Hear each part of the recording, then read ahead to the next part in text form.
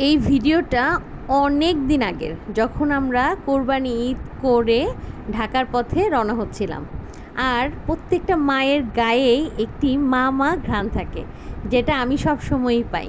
Hello everyone, আসসালামু আলাইকুম। আশা করি সবাই ভালো আছেন। আলহামদুলিল্লাহ, আমিও ভালো আছি। তবে অনেক দিন পরে আপনাদের সাথে আরও একটি নতুন ভিডিও শেয়ার করার কারণ হচ্ছে, আমার বেবিদের যেহেতু পরীক্ষা, আমি এতই বিজি থাকি, অনেক ভিডিও করা আছে, অনেক ভিডিও জমা আছে, তবে এডিটিংয়ের অভাবে, মানে সময়ের অভাবে আমি এডিট করতেও পারছি না, আপনাদের সাথে শেয়ার করতে পারছি না। তবে হঠাৎ বিকেলে একটু রেস্ট করছিলাম, ভাবলাম এই ক্লিপটা যেহেতু আমার এখানে ভিডিও করা আছে, তাহলে একটু কেননা আমার এই ছোট্ট পরিবারটার সাথে আমি একটু শেয়ার করে নিই। আর যেহেতু কোরবানি ঈদ করে আসছিলাম, আমি কিন্তু গরুর মাংস দিয়ে তেহারি রান্না করে বাবা মা সহ আমরা সবাই খেয়ে তারপর রওনা দিয়েছিলাম। আর কিছু ঢাকায় এসে যেন আমার রান্না করা না লাগে, এর জন্য বক্সে কিছু নিয়েও এসেছিলাম। তবে এতই তাড়াহুড়ো ছিলাম যে বাকি ভিডিওটুকু তেহারি খাওয়ার বা তেহারি রান্নার ভিডিও করা হয়নি। বাবা মা সহ তেহারি খাওয়ার পরে সব কিছু গুছিয়ে রেখেছিলাম আগে, এখন আমরা রওনা দিচ্ছি। আমাদের বাড়ির সামনেই কিন্তু কার আসে, কিন্তু এখন সরকারিভাবে রাস্তার কাজ চলছে, তাই আসতে পারলো না। আর এই যে আমার আম্মুকে দেখুন, সে আমাদের দূর থেকে দাঁড়িয়ে দেখছে আর টাটা দিচ্ছে, সে কিন্তু অনেক কষ্ট পাচ্ছে। তারপরেও আমি আমার বড় বাবুকে বললাম, তোমার নানু বুঝি অনেক কষ্ট পাচ্ছে, একটু আদর করে আসো।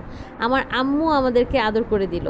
এই যে আমার মা অনেক সহজ সরল একজন মানুষ, আল্লাহ তাকে নেক হায়াত দান করুক। আর এই যে আমার বাবা এবং শাশুড়ি সবাই মিলে এখানে দাঁড়িয়ে আছে আমাদেরকে বিদায় দেওয়ার জন্য। আমরা একটা অটোতে উঠে এখন টাঙ্গাইল হাইওয়ের উদ্দেশ্যে রওনা দিব। যে কথা বলছিলাম, এই যে আমার বাবা, তারও খুব কষ্ট হচ্ছে, আমার শাশুড়ি, তারও খুব কষ্ট হচ্ছে সন্তানদেরকে বিদায় দিতে। কি আর করার, দূরেতে থাকি, দূরে তো যেতেই হবে।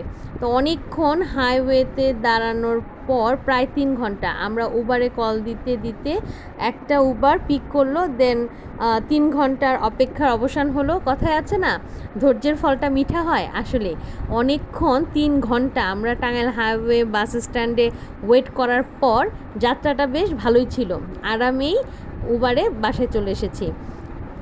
আর এইখানে আমার ভিডিওটি শেষ করছি। যেতে যেতে একটা কথা বলছি, প্রতিদিন প্রতি সময় নিজের বাচ্চাদেরকে ভালোবাসি ভালোবাসি ভালোবাসি, এই কথাটা বলুন। তা না হলে এই যে আমার বাবা মাকে বিদায় দিয়ে আসার সময় আমি যে তাদের এত ভালোবাসি, বা আমার বাবা মাও যে আমাকে এত ভালোবাসে, বা আমাদের ভাই বোনদেরকে এত ভালোবাসে, এটা কখনো মুখ ফুটে বলা হয় না।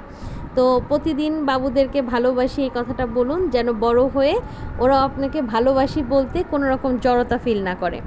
আজকে ভিডিওটি আমার এই পর্যন্তই। যে যেখান থেকে দেখছেন অবশ্যই ফলো, লাইক, কমেন্ট এবং শেয়ার করে দিবেন। আল্লাহ হাফেজ।